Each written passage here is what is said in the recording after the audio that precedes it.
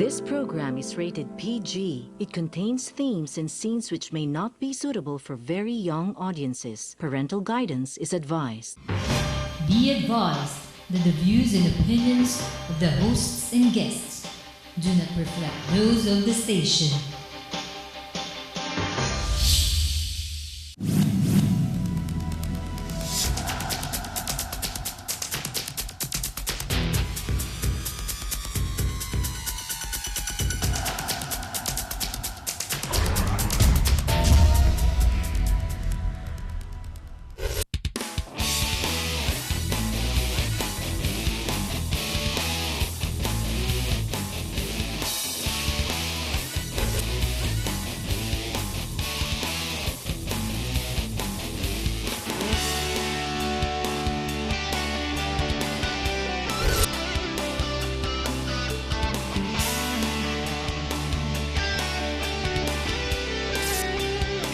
You are what you watch.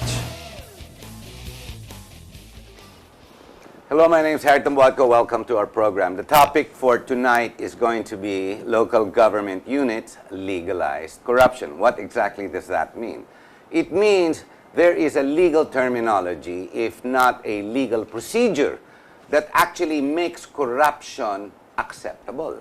Now, when we have a president as effective as President Duterte, where he has hit the ground running, and out of his sheer ambiance or his person, the military, the police, everyone is coming into order. The funny part is, how will he tackle, since he's so anti-corruption, so anti-drugs, when the people in local government have the very same mandate? Now, I'm talking about mayors. I'm talking about councilors. Now, remember, in local government, you have the mayor who's the chief executive. You've got the vice mayor down to his councilors who act as the legislative.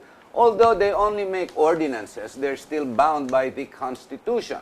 Now, what happens to the rich cities, such like Makati, Quezon City, Manila, and of course, the new growth areas, Ortigas, Alabang or Muntinlupa, Pampanga, certain areas, where government, local government, together with the help, the assistance, cooperation of the councilors, start mandating, because they have the power of their mandates, start legalizing through their powers of ordinances, start creating budgets, appropriations, and giving the power to the executive to actually spend. And for what?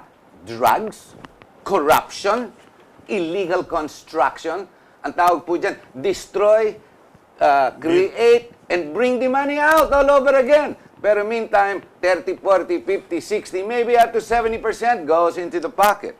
Now, of course, may mga mas bastos dyan, up to 95%.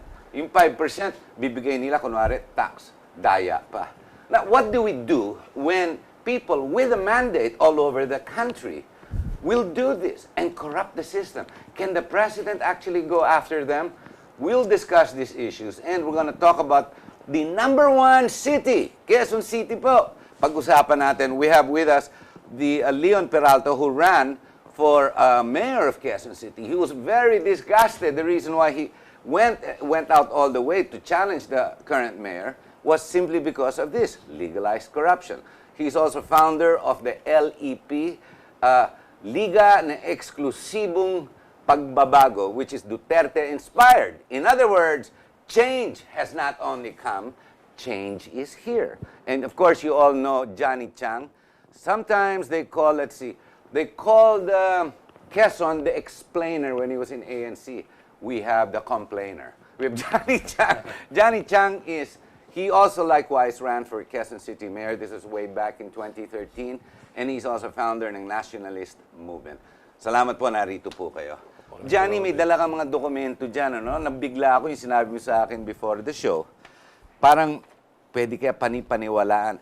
Herbert Bautista, mayor ng Quezon City, created, legalized 350 million for campaign expenses for his personal campaign. Tama ba yan? Lumalabas sa budget niya, basis ang documents, meron siyang 350 million personal budget for election. 2016. Hindi, wait. Pwede ba yun? Leon, ikaw tumakbo. Pwede ba yun? Alam mo, Pwede ba yan? sa Yung ganun, nakikita ko, 350? based on the documents, lumalabas na meron eh. Meron, 350. Hindi, pero parang immoral, ano? Hindi lang immoral, may kasunod pa yan. Kasi may existing silang gumawa ng budget na 50 million, yung mismong council gumawa, 50 million for election reserve. Tapos meron siya under the city mayor, 350 million. So, 400 million Total. hawak niya For for the campaign. For this Ano year. siya, tumakbo ng presidente? Yun ang tanong ko sa inyo. Eh kung si... Hindi ko naman nakita mga ads niya sa telebisyon, ah. Hindi gaya ni Lenny Robredo. Di ba, billion, pero sinasabi, 400 lang. Parang si Rojas. Hindi naman, dinadaya ko, like, nagbubulag-bulag. But going back to Quezon City, wala naman ako nakikita mga ads. Ang sinasabi nila, wala siyang kalaban. Bakit kailangan mo na 400 million? Oo nga pala, sinabi pa yun, ano? In the last election, they spent almost about 200 million. May budget din yan. Grabe naman. 2010, when I also ran, the budget was only 50. Ngayon, 400 na in 6 years. In 2013, almost 200. Eh, this year, 400. Bakit yung ganyan hindi nasisira? Legal yan, di ba? Legal. Legal, kasi mga councilor, magpupulong-pulong, gagawa sa ordinansa, pwede. Sasagutin ng vice mayor, pag sinabing gano'n, Approve. akit yan, approve, akit yan. Approve. Siya ngayon gagastos. Pero, alam mo, ikaw ba during the campaign, nakita mo ba television ads? Hindi naman pwede silang, TV ads sa mga local government, useless, even di ba? posters, wala masyado eh. Miski poster, wala. Wala masyado. Ano na kaya nangyari sa 400 million? Alam mo, under the law, he's only allowed to spend 3 million. Oo, so much per 10 pesos per. We have 1 million voters, eh. O, 3 pesos. 3 million, tama. 3 million, he's allowed to spend 3 million only. No, but do we have proof na ginastos niya yan? Baka inappropriate, hindi naman ginastos. I doubt. I doubt. Pera na yan eh. Pera to. 400 million na pera yan. Leon, you are part of this new advocacy, di ba? Yung LEP, Liga ng Eksklusibang Pagbabago. Now, I understand, you showed me a document earlier. Ladies and gentlemen, Leon Peralta is also the other endorser. He is the other person who's complained together with Vitangkol. Yun sa MRT po, yung sa mga tren na yung tinira siya na for 30 million US dollars kay Richter sa Belgium. Pero ito, binitawan ni Abayat, parang ginawa scapegoat. Ngayon, finally, kasi wala na yung Yellow Party, the Yellow Panty Brigade is gone. They've lost their powers last Thursday. Pasok na ang Duterte Group. Ngayon nila final sa ombudsman. This advocacy of yours is, how is it Duterte-inspired, like you said? Actually, alam nyo naman na sa Quezon City, I campaign for Duterte and I'm the mayor of Duterte. The candidate di ba for mayor by tinaas Duterte. kamay mo ni President Kaya Duterte? yung mga pinangako namin sa taong bayan, katulad ng laban tayo sa droga, sa krimen, sa korupsyon, at sa tinatawag Pinakamarami kasi hindi naman kami pwedeng appoint pa dahil may One-year one-year ban. ban kami. Magtayo ng isang NGO in support of the four platforms of Duterte. But this advocacy, this LEP, this is nationwide, hindi lang sa Quezon City Nationwide. ito. May mga not barangay, city chairman kami. City at may at municipality rin. Municipal Pwede. chairman. All around the country. All around. Kasi ang gagawin namin, dahil siyempre si Presidente Duterte pang national level, yung mga local government units, na alam namin nandoon yung droga, yung krimen, Because that's the only yung way to corruption. succeed. Yeah. How do Nandun you go against? Okay, sa going back to local government units kami. Okay, going back to our topic. Ito si Johnny, iritang-irita na talaga ito nung sa mga ganito. Kasi legal eh. Yang ganyan, however immoral and incorrect. How do you address this? Una-una, tinotolerate ng DILG. So, mali dyan, DILG. Hindi lang yun. COA. Ibig sabihin, COA is in the packet too. Magkano ba sweldo ng mga accountant, mga auditor? Iko-compare mo yung talking of billions. Di ba? Simple lang. It's very simple. If you look at budget of the COA, for the COA, kukunti lang sa QC. Konti lang sila. You're talking about now is 16 billion. Last year was 15 billion. At tataas pa yan. Di ba? But if you compute it 3 years, that's 40 plus billion. Oh And my ang budget ang hawak ni Mayor, personal budget niya, is always 30+%. Correct. Hawak nila yan eh. 27% actually is retained by the local government. No. The rest goes to the national, di ba? No, pero ang personal budget ni Mayor is always 30+%. So if you have 15, that's almost 5 billion na kay Herbert. Ang masaklap dyan, this year, binago lang nila. Merong konting doktor-doktor, lipat-lipat. Ang ginawa kay Herbert, 16 billion, nakuha na 3.8. Pero yung road construction, nilipat ngayon sa engineering department. Normal is 1 billion, ginawa 2 billion. Nilipat ng konti. Creative accounting and creative appropriation. Kung hindi ka marunong magbasa, patay ka. Ayun. Eh, yun ang sinasabi namin, COA. If COA do their job, isipin mo 6 years ago, ang bawat budget ng council is 44 million. Then I started to complain, it went down to 30. Ngayon, nasa 20 na. Okay? Pero kung paano nila imamagic yan, hindi ko na alam yon. But basically, may nangyayari. Unlike before, each councilor get 44. Maybe this could be your main advocacy for the LEP because alam mo, kasi ang mga problema ng mga mayor, may mandato din yan sa taong bayan. Maski pa paano. They can, like the president, say that they were elected by the people on the local government side. But how can LEP, for example, or anybody, any group, how do we address and complain against this legal na korupsyon? Paano? Kasi masama dyan, miski nung gawin mo sa national level, kung lahat naman sa LGU, nambabastos lang, hindi ka uunlad. Unang-una ang dapat... Actually, yung sa pag-aaral namin, sinasabi natin may korupsyon sa national level. Pero mas malaki ang korupsyon sa mas malala sa local baba. government Kasi units. doon na yung budget. Pork barrel, bantay na ng mga kongreso. Kaya nga tinayo namin itong Liga ng Eksklusibong Pagbabago para bantayan mismo ang mga local government units. But isn't that the role of COA and DILG, correct? Yes, so kung mahina ang DILG natin, useless. Pero ang problema kasi, bulag I'll give you a classic example. Under the local government code, taxes should be equitable. Diba? And based on practical for the taxpayer ability to pay. Small business and big business have to be equal. Pero yung iba, ang small business, let's say, if your sales is 100 million and below, ang taxes sa iyo dati is 1%, yan ginawa ng 1.1. 500 million above, dati 0.5, in-increase na 10%, so 0.55. So, yung mga maliliit negosyante, doble ang binabayaran nila.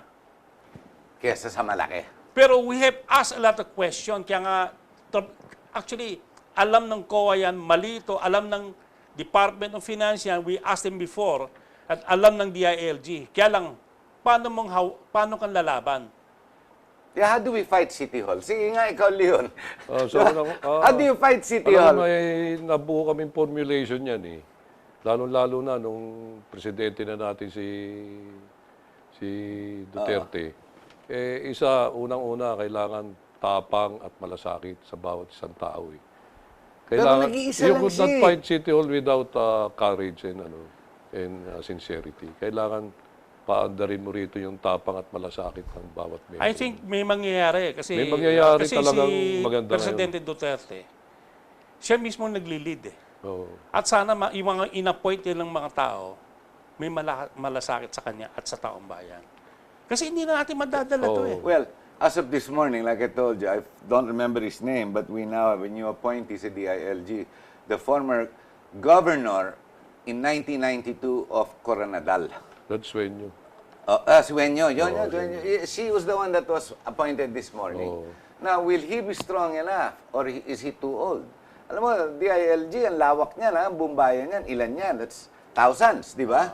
So how do you do this, especially with very corrupt or very high-influenced personalities like Bistek? Alam mo, when during 2010, we even went to COA. We showed them documents na mali itong ginagawa ng Quezon City. Ano nangyari naman? It fell on deaf ears. Wala. Ikaw naman, Yellow Army pa yun wala The Yellow Panty Brigade is gone. May bago ngayong sistema Ito yung, sabi na nga namin, ang daan sa tunay ng pagbabago ay ang daan ni Duterte. Hindi na yung tuwid na daan. Kaya itong itong gagawin namin, katulad ng sinabi mo, talagang magko-coordinate kami closely with the DILG para implement nga itong 4 na platforms So, ni Duterte. Nagbabanta ka na yung ginagawa ng Quezon City local government, bantay na bilang na araw nyo, is what you're saying. Hindi bilang, kung hindi bibilangin lahat namin ng mga ginagawa nyo. Lalo-lalo na yung mga mali. At ito'y makakarating sa ating presidente through the DILG. Sabi nga, dapat mawala talaga ang korupsyon dito sa ating bansa. Ang dapat, ang una makinabang, taong bayan, hindi Oo. politiko. Normal, but we have the culture of corruption which was strengthened by the Yellow Panty Brigade, as Yes. we well know, in the last 6 years, which was introduced very well by GMA, di ba? So, you're talking of 16 years, di ba, na embed na yun eh. Andiyan dyan na yan. Now, how do you slowly break down the bricks and mortar, di ba, of a wall that is built so steadily? Well, ang pag-asa talaga, totoo lang, si Presidente Duterte. Yun lang, eh, no? Wala na tayong ibang solusyon. Pero Wala. katulad nga ng sinabi niya nung siya'y Alam ko sa na. Malacanang, sabi niya, ang pagbabago hindi dapat sa sistema lang. Ang Tayo, pagbabago ay dapat nasa ating sarili din. Kaya sabi ko nga kanina, tapang at malasakit. Eh minsan, ang daming gustong magbago, pero nasa bahay lang sila, hindi sumasama sa Bakla. takot. Pero kaya nga sinasabi ko, ang taong bayan ng Lungsod Quezon, eh sumama na sa amin para makita nila ang tunay ng pagbabago. Di ba? Bibigyan kita ng classic example. I was a member of PCCI, okay? Philippine Chamber of Commerce at Industry, yes. sa custom, okay? I come out with the idea of the simplified taxation, the duties. Di ba dati home consumption value? Kaya yung Ang hirap i-compute eh. yung ballpen ng custom examiner, matindi yan. Hanggang na-simplify yung, they just copy export value. Import value. Import value. Import value. Doon nang umpisa yan. The corruption of custom dropped by almost 90+%.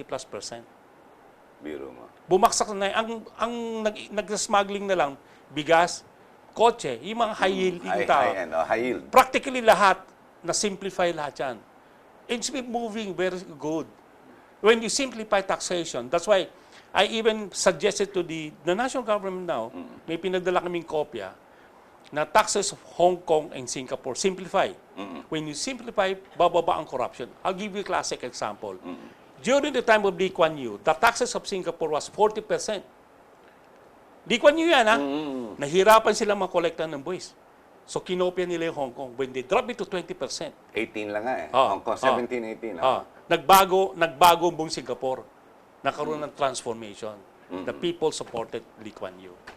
Well, okay, we're going to have to take a short break. Ladies and gentlemen, it is not difficult to understand a person who complains because it's very easy to pick up the gist.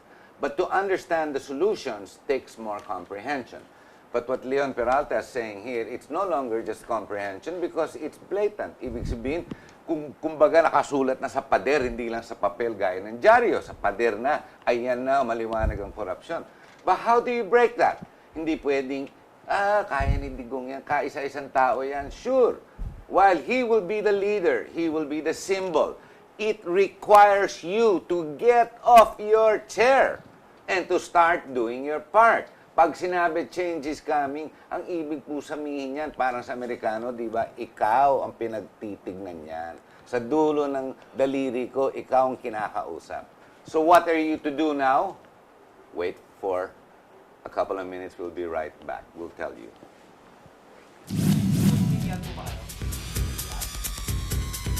Paano?